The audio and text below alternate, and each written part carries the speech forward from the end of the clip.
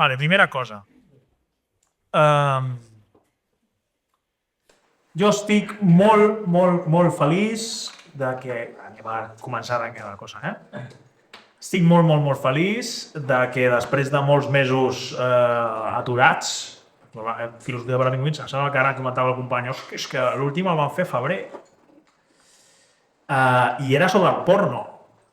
I ara hem passat a l'amor. O sigui, anem evolucionant cap a una civilització més una mica més així. Estic molt content de que la sala Inusual ens hagi acollit. És un nom que ens va perfecte, perquè sigui el que sigui filosofia per a pingüins, molt usual no és. Per tant, Inusual Project ens ha acollit i estem molt contents de l'acollida.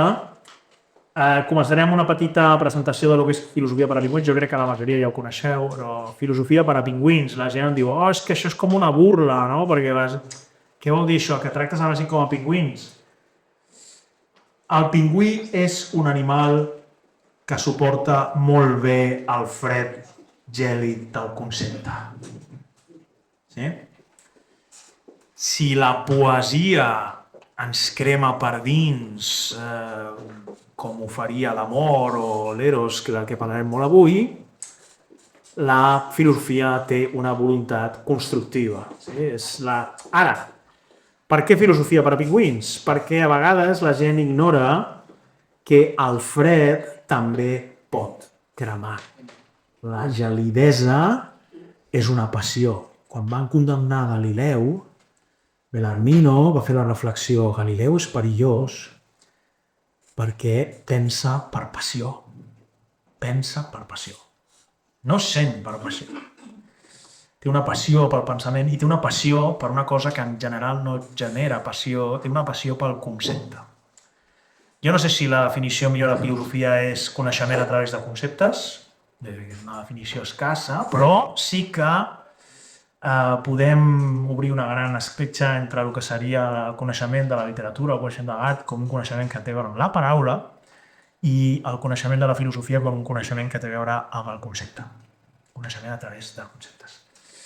I, per tant, els pingüins suporten molt bé el fred del concepte. L'altra raó per la qual això es diu filosofia per a pingüins és que els pingüins, quan fa molt fred, suporten molt bé el fred, s'ajunten. I no li passa com als eriçons a la famosa anècdota de Schopenhauer.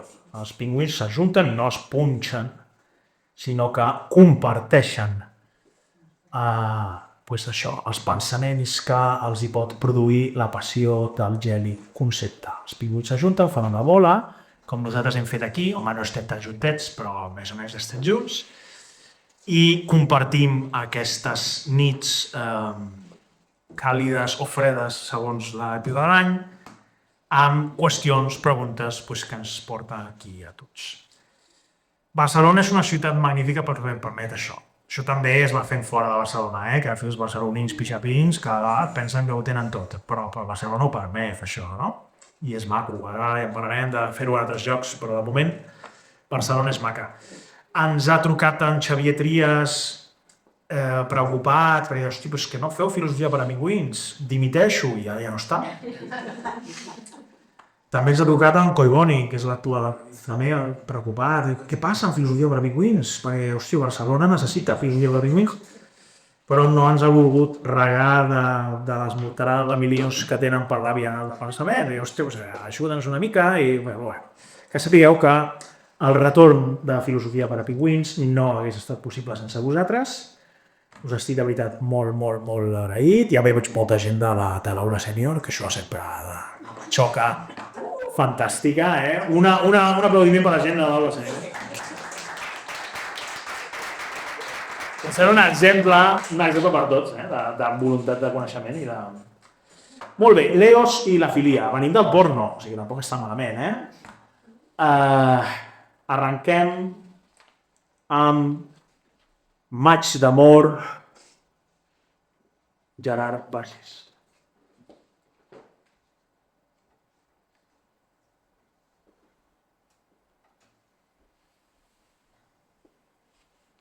Són certes les paraules que vam dir-nos. Certa la primavera del teu cos i cert l'espill d'amor dels teus ulls negres. Suau plovia sobre el bosc tendríssim de pins i diminutes margarides. Sols el silenci, sols nosaltres sols. D'aquí molts anys potser recordaràs que algú, algun dia, et va estimar moltíssim. I et pujarà a la gola una dolçor, com una immensa mel, com una música. La mateixa dolçor que ara jo sento, recordant-te en la meva soledat. Res no val tant com un instant d'amor.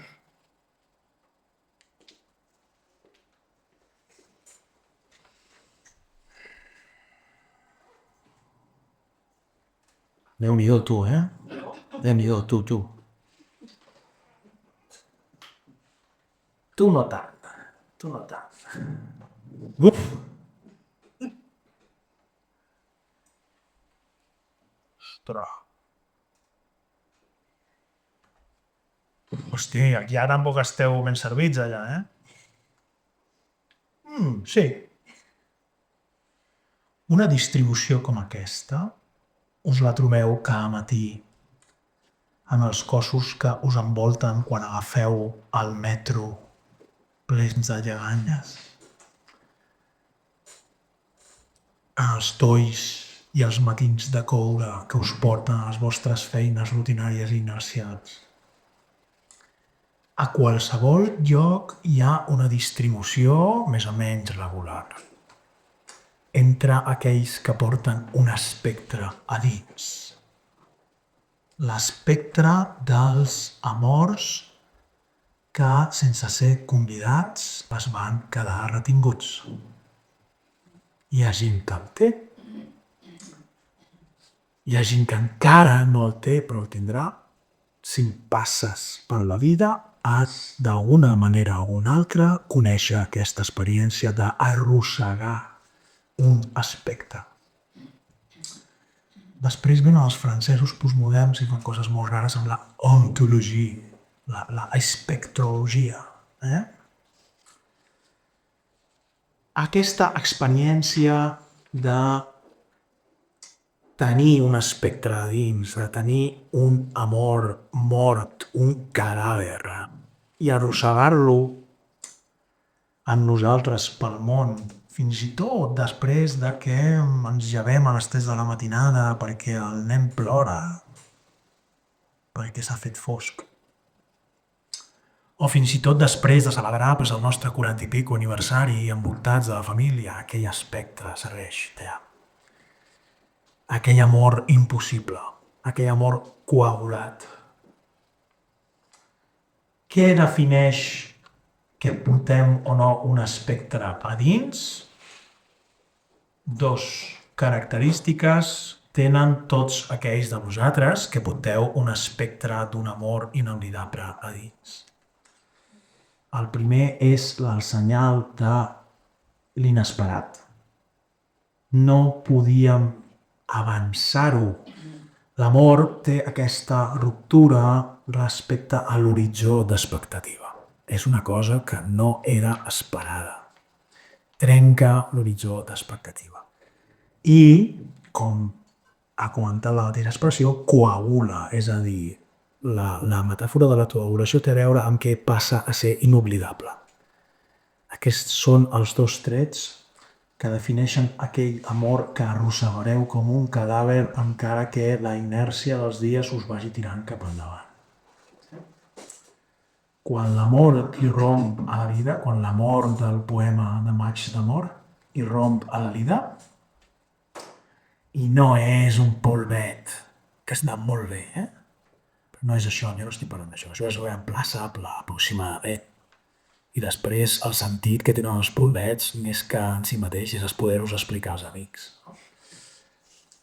Jo estic parlant d'una cosa que queda sedimentada en el nostre cor i que es defineix perquè no era esperable i no marxa, és inoblidable. només els nens petits i els consumidors d'experiències no porten dins un espectre. I per dos motius absolutament diferents. Els nens, perquè no tenen encara l'experiència de la consciència del temps que nosaltres podem tenir de coagular, s'alimentar, no tenen el trauma, m'ho així. I els consumidors d'experiències, perquè no tenen el consum d'experiències dels cossos no està caracteritzat ni per l'inolvidable ni per l'inesperat, sinó que el que caracteritza el mercat és la substituïbilitat, és a dir, el reemplaç. Si una cosa no funciona, pot ser reemplaçable per l'altra aproximadament. Aquesta experiència de portar un cadàver a dins mereix ser interrogada filosòficament. Mereix un coneixement, una teoria dels cadàvers que els hi va agradar quedar-se i ens van habitar per dins. I ens van, en alguns casos, devorar les entranyes. Hi ha gent que ho porta molt malament, l'aspecte. En canvi, hi ha gent que li ve l'aspecte al mig de la dinar i li diu fuig. En tot cas, és possible un coneixement d'això. Hi ha algunes coses que no faré. No us diré que sentiu res. Per això aneu al Parc de la Ciutadella i feu mindfulness. Vale? No treballaré amb els vostres sentiments. Hem dit ja que filosofia és coneixement a través de conceptes. Ara sí que us demano que intenteu entendre els conceptes que jo posaré sobre el tapet, que són històrics, i que, a veure, jo no he dit que després tots heu fet una petita pregunta, que després la compartirem, no serà tot el rato jo aquí sopant la xapa, O sigui, després posarem en comú això, farem un debat, farem unes cerveses, que és el maco de filosofia per amics, que podem fer filosofia per a les cerveses. Però sí que no us demanaré que sentiu res, perquè bastant teniu vosaltres amb el que sentiu, sí que us demanaré que ateneu als conceptes que posaré sobre el tapet. Tampoc penso suggerir una mena de panerotisme, de l'amor que mou els cels i les estrelles, l'amor que va cantar Dante a Beatrice, etc., que faria inútil el meu discurs. Doncs si tot és amor, doncs més parlar i més estimar i ja està. No hi ha res a dir. No farem això una sessió d'abraçades. O sigui, pot abraçar que s'abraci. O de fregament de ventres o coses d'estar. Cadascú farà el que vulgui. No donaré un manual, tampoc, amb conceptes nítids i clars, clars i distints, perquè ara aneu a obrir el manual i cada persona... O sigui, això no funciona per fórmules, sí? Però sí, la nostra tradició, per començar a punxar els conceptes, la nostra tradició té dos conceptes molt grans, i el que intentaré colar, que també és de la tradició, com a entremig dels altres dos. Eros té molt a veure, no és el mateix, però Eros té molt a veure amb l'Empigüiros anterior, el porno. El porno ve de la pornella també, això ja ho vam explicar en el seu moment. Però l'Eros es caracteritza, Eros i filia és l'altre. Eros ens dona l'amor eròtic i filia ens dona l'amor de l'amistat. La cosa és molt més complexa quan vas al grec original, però ara no entrem en aquesta qüestió. I després, quan arriba el cristianisme, apareix aquest tercer entre les altres dos. Això s'ha popularitzat moltíssim i qualsevol que fa un discurs sobre l'amor parla d'aquests tres, com si estiguessin allà, no? La qüestió és trobar l'essència pura, més o menys, dels tres. Jo no tinc por a parlar d'essències, no passa res. L'essencialisme aquest que la gent critica és una cosa que només existeix després de l'existencialisme. L'existencialisme és anterior a l'essencialisme. Quan l'existencialisme arriba al pensament, i arriba bastant tard, arriba als anys 20 del segle de tot, amb un refregit de lectures que Sartre fa d'un senyor que es diu Kierkegaard, que era un teòleg bastant pèssim. Però és igual, la qüestió no és aquesta, No esperem al·ludits. La qüestió és que jo treballaré amb que aquests tres conceptes que rebem de la tradició, aproximadament, sí que corresponen a tres nuclis que després no es donen mai de manera pura, estan barrejats. Estan barrejats, hi ha una mica de... no? És molt estrany trobar una ascensió d'aquests tipus. Eros, filia, que sí que fan el paper de jugar a les puntes, i agape, que és aquest concepte que jo comentava, que fiquen els cristians pel mig, serà una cosa que estarà enmig. I cadascú d'aquests conceptes que fan més o menys una figura essencial, eros, agape i filia, té el seu lloc a la història del pensament.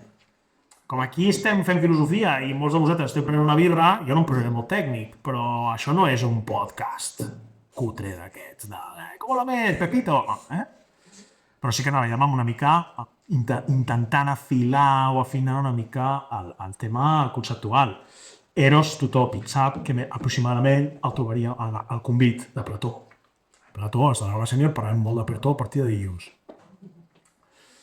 Però més o menys podem dir que Eros té el seu lloc originari en el famós diàleg del convit de Plató, el lloc fundacional. Us donaria més d'una sorpresa si us digués que el diàleg que porta com a nom el convit no va d'Eros, no tracta d'Eros. Sí? El convit, o de l'amor, que aquest és un títol, almenys es posa 300 anys després de que el diàleg hagi estat escrit. El tema del convit són els convits, per això es diu el convit. És a dir, no és un tema tant sobre l'Eros directament, això ho intentarem fer aquí, com que la ciutat fa molta xerrameca a l'Eros i fa molts discursos sobre l'Eros. I això és el que tematitza Plató. Per tant, el diàleg es diu simpòsia, és a dir, que és una institució en la qual les ànimes dels filòsofs s'han d'estovar a la flama del vi, han de passar per la flama del vi. Els filòsofs intel·lectuals han de passar la prova de la varietat, per veure què amaga la seva ànima i què surt quan l'ànima és posada a la flama del vi. Això ho diu Plató a les lleis, és un diàleg molt posterior. Per tant, el tema del convit són els convits. És a dir, la gent que parla de l'Eros... O sigui, el tema del convit és això. No és l'Eros, com a tal. És un convit que va d'Eros. Però els convits no van només d'Eros. Els convits, a l'antiga Grècia, eren uns festivals, unes institucions festives. I anaven, i és veritat que els simposiaques, els que participaven, es parlaven de molts temes, i un podia ser l'Eros, però era un tema més. I el tema que no l'escull Sòcrates ni Agató, l'escull Adixima, que és un personatge del diàleg, diu que aquell diàleg anirà sobre l'Eros. En el diàleg, que com sabeu més o menys els que heu llegit una miqueta Plató, hi ha una successió de discursos sobre l'Eros perquè hi ha molta xerrameca sobre l'Eros. La gent parla molt de l'Eros. Ara em sento una mica malament, jo. Perquè jo també ho estic fent. La gent raja sobre l'Eros l'hostes. I això és una senyal de que no tenim una bona relació precisament amb l'Eros quan es fa, encara que no ho semblen. Un tema molt popular. I al convit, en un moment del diàleg, es diu que Eros, que sí que és l'amor passional, que ara per ell intentarem donar una definició, perquè ja som filòsofs, i els filòsofs treballem en definicions, és el resultat d'una violació. Eros no és un déu, es diu en el diàleg, Eros no és un déu, i és el fill d'una violació.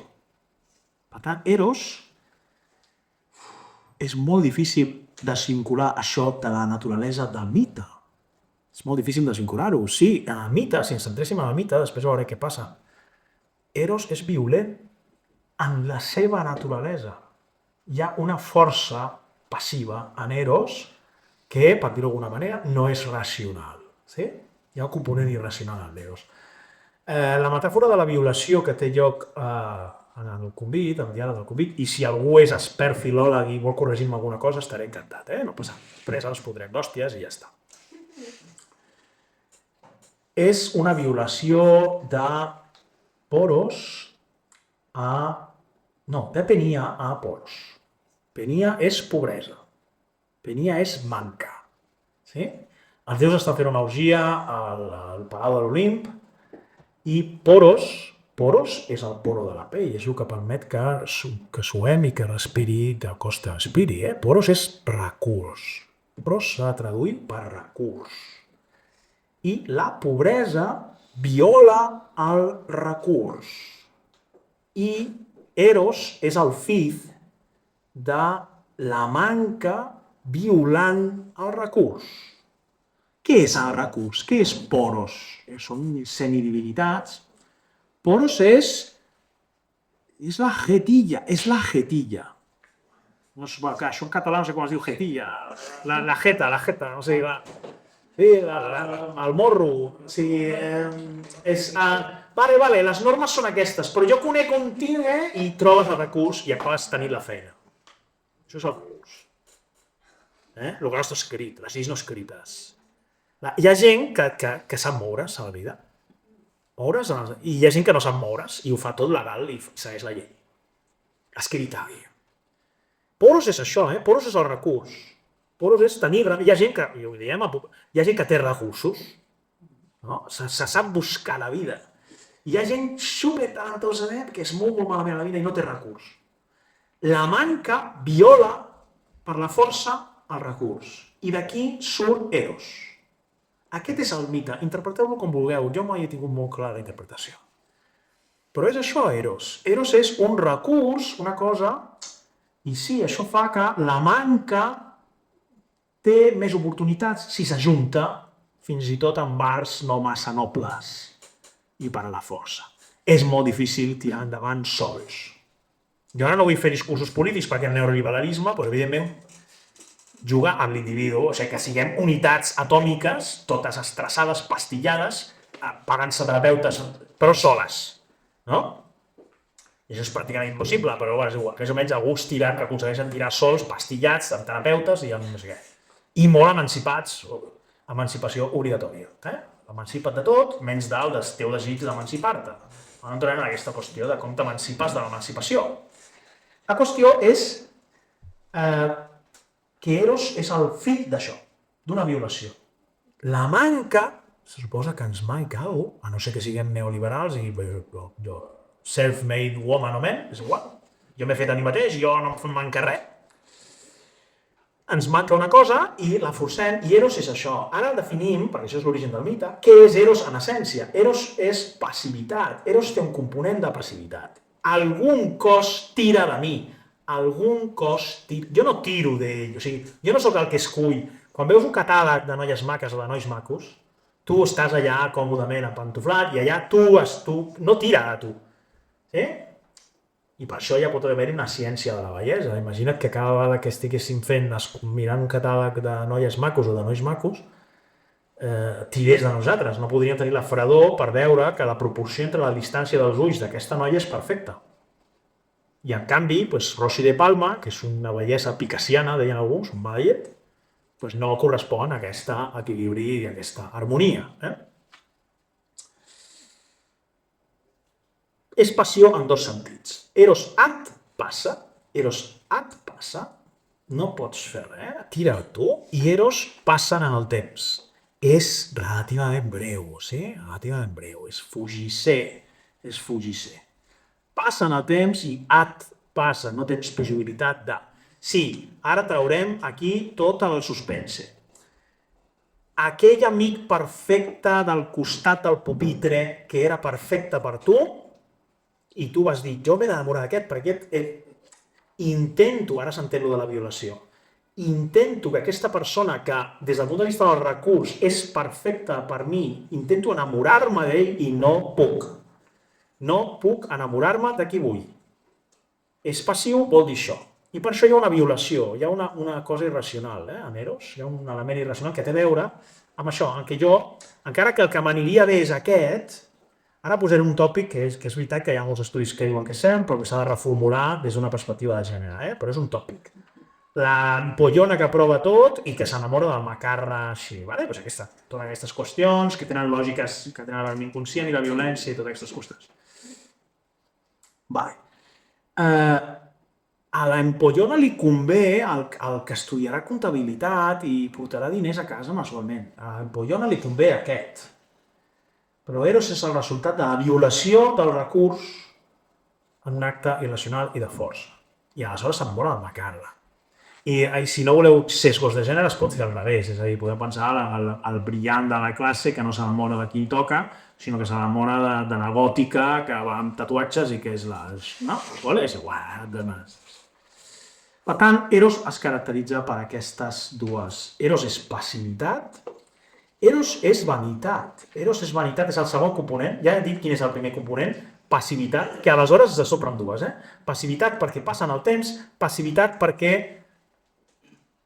passa, et passa, és a dir, és el contrari d'activitat. Tu no pots escollir, ja veurem que d'amistats que pots escollir, jo puc voler ser amic d'algú, però jo no puc voler enamorar-me d'algú.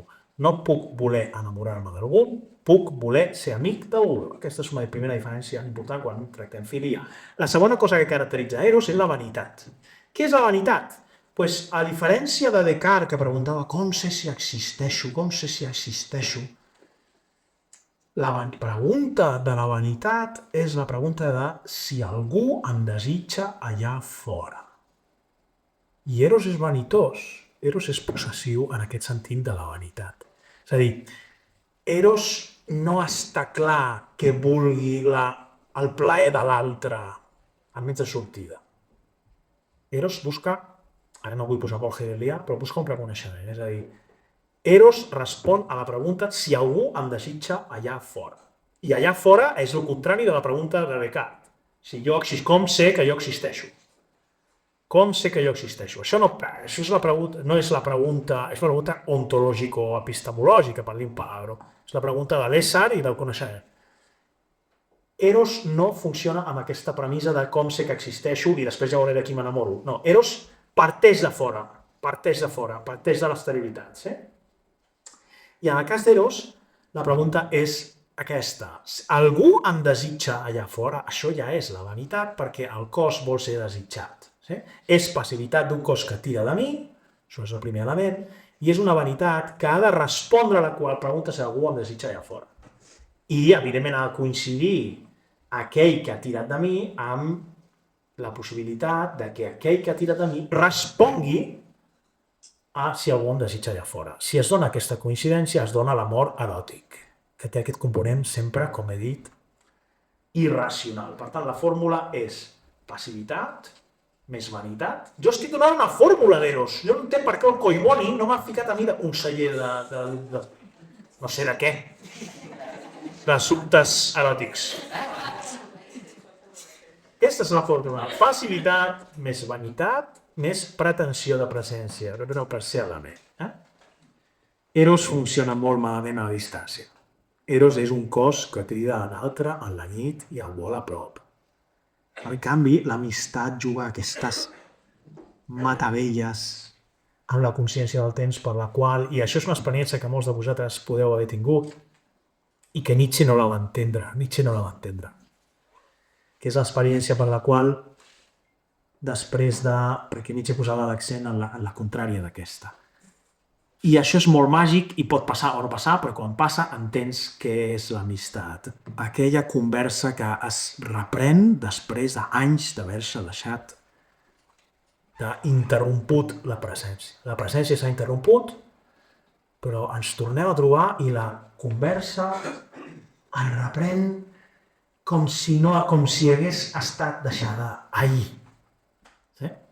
A Nietzsche no li agrada això, com diu Nietzsche, el famós text d'Amistat d'Estrelles posa l'exemple en què precisament, ara ja me'n reconec, havíem estat molt junts i ara, com a amic, em dones un reflex de qui jo era abans, perquè ja no ens hem reconegut. Aquesta experiència és possible, evidentment, això passa moltes vegades.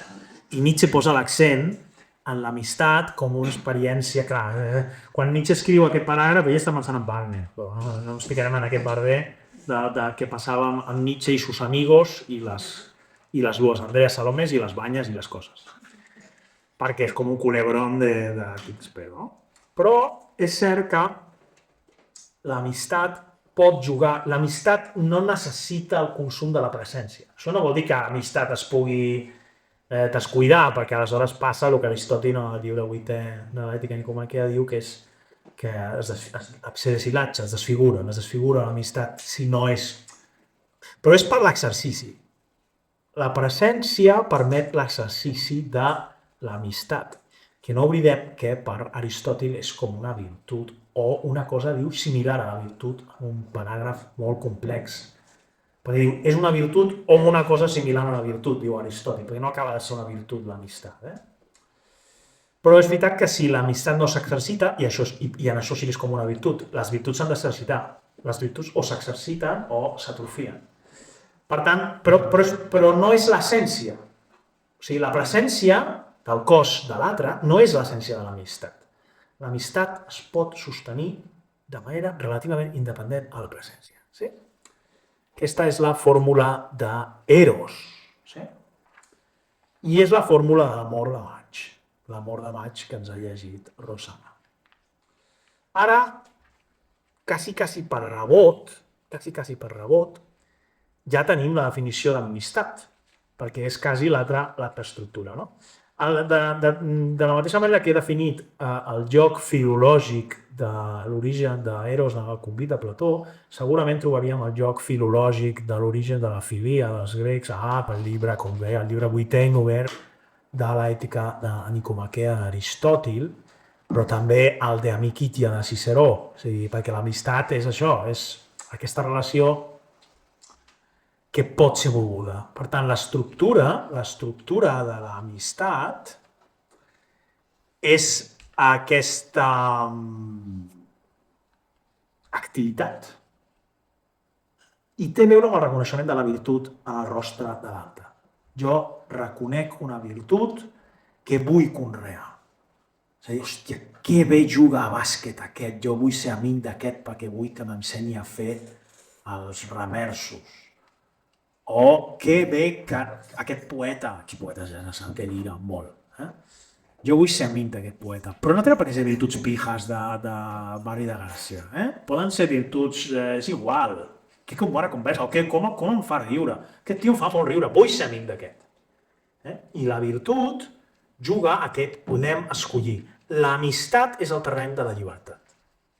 Per això, el nostre context molt marcat per la llibertat de freedom to choice, l'amistat està guanyant sencers. No és un mal moment per l'amistat, en el fons. Tots els teòrics estan parlant d'una revitalització de l'amistat. Segona característica, o sigui, l'amistat és activa, no és passiva, és activa. Però la segona característica és que, precisament perquè és activa, l'amistat no passa en el temps, té les virtuts de que aguanta millor el pas del temps, si es conrea l'exercici, però l'amistat, i això no passa res, és freda. Jo no surto, no estic a la nit mirant un telèfon per veure si em truca el meu amic. És freda, no té aquest agregat. Per tant, tenim dues estructures com oposades. L'amistat tampoc té vanitat. Sí? Perquè fins i tot quan competim amb un amic hi ha com una cosa que Aristòtil li deia eunoia a l'ètica Nicòmac, que és una competitivitat com sana. Jo puc competir amb un amic. Si no és sana, hi ha alguna cosa fosca i has d'anar al doctor Freud. Però si és una amistat, no. Els amics poden competir de manera com esportiva, dèiem fins i tot una cosa com esportiva. No? I la fórmula de l'amistat també la tenim. Us he donat dues fórmules. No sé si hi ha una conselleria d'amistat, però si no, Collboni que em truqui. I després hi ha aquesta mena de miracle, que és la descripció de l'àgape. La descripció de l'àgape és, d'alguna manera, és molt difícil de construir. Jo intentaré construir-la, però abans de que construeixi la megasíntesi impossible entre les altres dues, hem de passar a Josep Carner, cançó, ara que hem parlat de l'amistat. Tens el títol? Cançó d'amor i amistat, de Josep Carner. L'amistat. Qui tingués tanta ventura que un amor aconseguís, que tota hora fos encís i cap hora fos malura. Qui tingués tanta ventura? Car l'amor és una rosa que amb el temps es fullarà.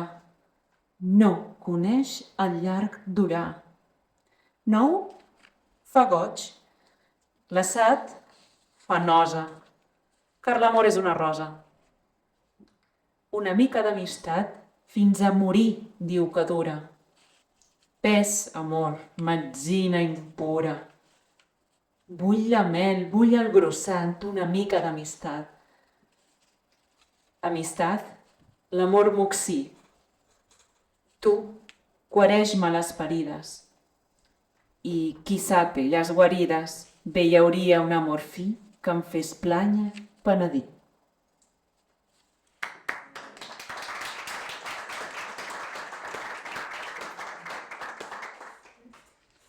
L'amistat, dèiem, és freda. En el llibre 8è de l'ètica Nicòmac, ara passarem a la tercera forma, Vosaltres heu respost algunes coses que després debatrem aquí i farem una miqueta de... Es prendrem una segona cervesa i les compartirem. L'amistat és freda. Al llibre 8è de l'ètica Nicòmac, quan Aristòtil utilitza el concepte de filein, de filia, no? Ell diu que hi ha tres tipus d'amistat, tres tipus. L'amistat per plaer, l'amistat per interès i l'amistat per virtut. La bona és l'amistat per virtut, que és la que jo he explicat quan he explicat. És a dir, hi ha algú, el cos d'algú desprèn una virtut a la que tu et vols enganxar, vols estar a prop perquè es capelli alguna cosa. Sí? Una virtut amb un sentit molt genèric, perquè és veritat que jo els exemples que he posat són una mica de pijets, no? És igual, pot ser... No, a vegades és bastant indefinible també què és. Però tu vols passar temps amb algú que està caracteritzat per una virtut i vols ser amic i vols passar temps amb ell. Això és la filia, això és la filia, això. Però fixeu-vos que Aristòtil obre l'espectre, i Aristòtil diu l'amistat bona és l'amistat per virtut, però l'amistat dels joves és l'amistat per plaer. Però no estem parlant d'eros, estem parlant de filia.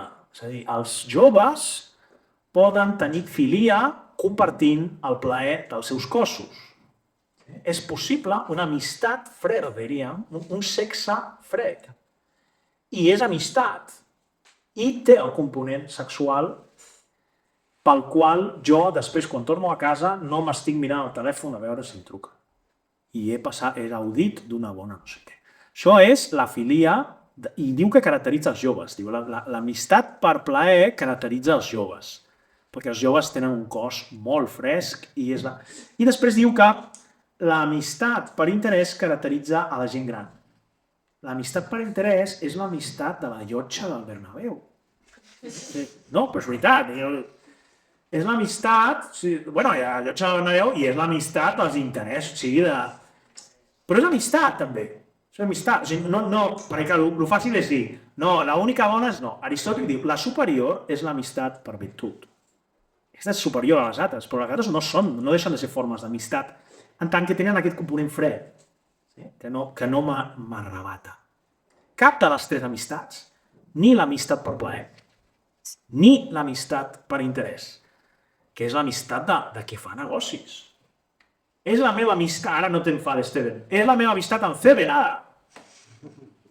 Que ara ens hem fet amics perquè jo estic aquí i a ell li interessa que la sala es vegi bé i a mi m'interessa que tots ens ho passem bé i ja som amics de TV i jo perquè tenim aquesta cosa, No, és veritat que no és només per interès. Però és la llotja del Bernabéu, està clar que els puracos que es fumen segur que es fan amics. Els puracos és una barreja de plaer amb interès, perquè està tot barrejat allà. És molt important que veieu que hem de treure les essències per veure que després tot està barrejat. En el món real tot està barrejat. Però només entenem la barreja quan separem. O sigui, m'estic regalant una amanida. Què és l'amanida? Separen. Mira, hòstia, això què és? Bròcoli. No? I em vas separant i els dos entenem per què no t'agrada. Perquè sembla que estiguis menjant i no se sap què. En canvi, si és un entrecot amb patates, que és molt poc vegà, ja no cal discriminar tant. Com es nota que a mi m'agrada molt menjar, amb el sexe vulgar. Passem a la tercera combinació, l'àgape. Què passa amb l'eros si tenim les dues fórmules? Hem donat dues fórmules, eros i filia. I la tercera és l'àgape. Els punyeteros cristians sempre han anat per sac, Què és l'àgape? Sí que té elements dels altres dos. La fórmula, àgape sabeu que és el nom amb què en el grec del Nou Testament, perquè el Nou Testament està escrit en grec, no és que escrit en arameu ni en hebreu, en el grec del Nou Testament es bateja el Sant Sopar. Era un concepte que ja existia abans, però àgape defineix el Sant Sopar, la relació que tenen allà els del Sant Sopar. I àgape defineix el proisme, en català es diu proisme, és el que en castellà diem altruismo, altruismo, alter, o proisme, l'altre va primer. Això és el que defineix àgape. L'altre va primer. Per tant, ja estem dient un component molt important, que és que àgape no pot tenir vanitat. Això està a la famosa carta als Corintis de Pau. Àgape no pot estar caracteritzada per la vanitat. Àgape no pot ser una resposta si algú allà fora em reconeix, perquè àgape no té el component de reconeixement. Àgape és, i té un component una miqueta d'irracionalitat. Una miqueta. Perquè jo no puc escollir a qui estimo com a àgape. L'exemple clàssic dels cristians, no? Quan entrem a una església sempre veiem la Mare de Déu amb el seu fill. L'exemple clàssic és l'amor materno-filial. Perquè la mare no es pregunta res, plora i s'aixeca a la nit. Ja està. I evidentment no li agrada aixecar-se, però s'aguanta i l'altre està primer, o sigui, no hi ha preguntes, no hi ha reflexions. L'altre és primer. Si estimeu una parella així, vol dir que, cuidado, això és delicat, perquè, clar, després he de venir jo. Després he de venir jo. O sigui, no vol dir que jo deixi d'estimar-me a mi, però jo m'estimo a mi perquè jo he d'estar bé. Per què jo he d'estar bé? Perquè l'altre va primer. Hi ha un poema de Bertolt Brecht que resumeix això a la perfecció. Aquell a qui estimo m'ha dit que em necessita. Per això cuido de mi. Em fixo en el meu camí i fins i tot de la més petita gota de pluja temo que em pugui matar. Aquest poema resol la contradicció aparent entre però és que també sí que tots són discursos neoliberals de construcció del self-made. Primero tu has de poder vivir solo. Que evidentment tenen una part de... Però aquest poema resol. Jo crec que ens hem de cuidar, perquè estic gilipolles. Ens hem de cuidar. Hem de menjar bé, hem de menjar bròcoli, no com faig jo. Ens hem de cuidar perquè els altres ens poden necessitar, però quan això passa a ser quasi una passió, per dir-ho d'alguna manera. Ara bé, àgape, a diferència d'eros, àgape té un component racional en el sentit de que àgape no pot escollir qui és l'estimat, és a dir, no puc, a no ser que sigui un sant, perquè els sants universalitzen aquesta experiència, aleshores jo no diré això, no criticaré perquè no és el tema que estem parlant avui, però aquesta experiència que es viu en persones concretes pot ser universalitzada, i jo no entro en aquesta qüestió ara. Però al principi comparteix amb ells que jo no puc escollir a qui estimo àgape, perquè jo no puc escollir el meu fill, per exemple. El meu fill ve i es queda, no lo puedo devolver. Estem en una societat en què s'acabarà molt fent una aplicació de ten un hijo y devuélvelo si no des. Que és el que dèiem, no poca broma, és el que dèiem de la irreversibilitat. És a dir, un fill és una de les poques experiències en el món irreversible. No hi ha... Lo pueden matar, però entonces te llaman a la cárcel. Sí? O sigui, no és reversible. Aquesta experiència tan bèstia de gent llançant bebès als... Bueno, no és reversible, ja està. Està aquí, te lo comes, no? És una benedició de Déu. Però vull dir, no? És irreversible. I és inoblidable, pot ser en molts sentits inoblidable, però és igual. Lo que nos hacen sufrir los cabritos en l'adolescència, però això. Per tant, fixeu-vos la complexitat d'àgape. Fixeu-vos en la complexitat d'àgape. No té vanitat com eros, i amb això s'assembla l'amistat. No té vanitat com eros, i amb això s'assembla l'amistat. Però àgape treballa, àgape és actiu. No és passiu en el sentit d'aquesta irracionalitat. Però no puc escollir, o sigui, té activitat perquè àgape és treballar per l'altre perquè l'altre va primer, és el treball, sí? Però té aquesta irracionalitat, és a dir, jo no puc escollir a qui estimo amb àgape, però implica activitat en el treball.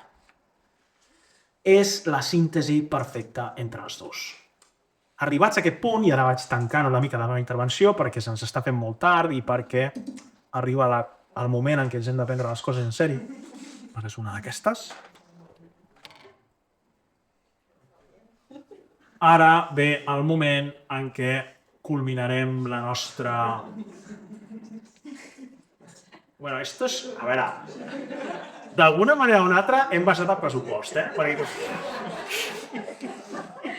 recordes Alguns de vosaltres, potser, i si no faig la publicitat, hi ha una TED Talk, jo vaig fer una TED Talk a la Pompeu Fabra, a la Universitat Pompeu Fabra. I clar, l'art no era això que he hagut de comprar als xinos. Per això deia que, hòstia, fins i tot la fletxa es torça. És massa pressupost, però bueno, és igual. La qüestió és que si pensem, hijo de necesidad, estamos escasos, hijo de necesidad, exacto, pero yo no voy a violar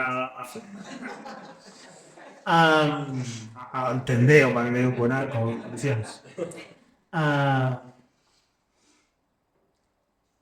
Tenim uns discursos, ho vaig a dir així, uns discursos que jo considero, jo me voy a mojar, luego després em foteu d'hòsties, però jo me mojo. Tenim uns discursos que, i entenc la necessitat, entenc la necessitat que venen a cobrir. L'entenc perfectament. Però tenim uns discursos que posen molt l'èmfasis en la neta amistat. L'amistat és meta, no bruta. Pot embrutar, però no és més neta, és més freda, és més racional, és més... I en l'amistat jo controlo. Sí? He de decidir, jo tinc el meu punt inercial estat dins meu. I jo escullo, vull ser amic teu, o vull ser amic teu, o vull ser amic teu, vull tenir una relació d'amor per plaer amb tu, o vull tenir una relació d'amor per interès amb tu, que tens una casa amb piscina, que jo ho sé. Jo sóc el centre del meu món i no permetré que ningú de vosaltres tiri de mi cap a fora. Eros, d'alguna manera, Eros és tenir el centre de l'existència fora. I si en Eros, que fa que jo estigui mirant el telèfon tota la nit, quan van passant les hores, sóc jo el que, com un planeta que ha perdut el seu centre, vaig orbitant, sóc jo el que orbita, perquè ella és el meu centre, suposem que és un amor eròtic, i ella està fixa, perquè és la meva obsessió, i fos jo, que això ho hauria de fer, però si m'aixeco no es grava, però és igual. Sí, pots. Doncs m'aixeco... Aixeca. Bueno, intentarem fer alguna cosa. Bueno, però aleshores no se'n sentirà, però és igual. L'amistat és que jo tinc el centre inamovible i Eros és que sóc jo el que pivoto davant de... Bueno, sí, no, però sí. No voy a moverme más de unos poquitos de puntas. Ens fotrem d'allò. I encara diré uns sustos. Clar, com veieu, tot és una qüestió d'òrbites. I de quin és el focus de l'el·lipse en la que es produeix l'orbitació. Àgape, què és en aquesta dicotomia entre amistat, que és que jo controlo, No perdis el cul. Tu primer cuida de tu mateix, controla, tot molt net i molt fresquet, i no t'embrutis a la vida. Però tu al centre teu fix. O la vida loca, o sigui, orbita, no tinguis... O sigui, el teu centre està fora de tu. T'asseguro que mareja molt això, I mareja, que és el que sap tothom, i després, la gent que ja comença a tenir una edat, jo ja tinc 53 gust. Vas dir aquest, fa poc. Fa mandra, Hi ha vegades que sents un Eros i dius, hosti, que mandra, no, fa mandra. Això els passa als iaios, els joves no ho entendreu, això. Pero hay un momento en que yo, hostia, y bueno, Tinder, que es más rápido y optimizo, y no tengo que llamar al hijo a hacer los rituales amorosos de la tribu. Eros pot fer mandra, fins i tot, perquè mareja, primer mareja, i després, hòstia, un moment, el desgast energètico. Clar, és veritat que ja no estic més en forma, vosaltres us cuideu més. Però vaja, igual, és molt de mandra, la cosa, Què succeeix amb Àgape? Àgape es dona quan, d'alguna manera, en una relació de parella, perquè clar, si Àgape és asimètric, com l'exemple que posava d'un nen petit i la seva mare, o d'un profe i el seu alumne que tenen molta distància d'edat, etc. Quan és asimètric, Àgape és una altra història, però quan Àgape és de parella, perquè hi ha parelles que aconsegueixen l'Àgape. Àgape és una combinació, com veieu, complicada i no és molt estable i està feta de moltes coses. Hi ha un element que no he marcat, que és el temps, però bueno, Agape necessita temps, no pot. La relació dels tres amb el temps és una tesi interessant que ara no entrarem aquí a això. No? Però Agape es donaria si, en el cas que algú altre tingués un altre arc com el meu, amb dos anem orbitant harmònicament per l'habitació. És a dir, imaginem que ella té una d'això i ens estem apuntant, i aleshores el centre no està ni dins ni fora, sinó que el centre és el punt exacte on s'entrecreuarien les dues trajectòries, i els dos, ella aniria cap allà, jo aniria cap allà, amb el qual sí que es compleix una mena d'harmonització entre les dues. Jo crec que era llançar la fletxa, no? Ningú sap. Com es nota que jo estic destensat? Ara que és docil. Redacció. Trauré la culpa d'això. Agape seria la combinació perfecta entre les dues fórmules. Com sabeu,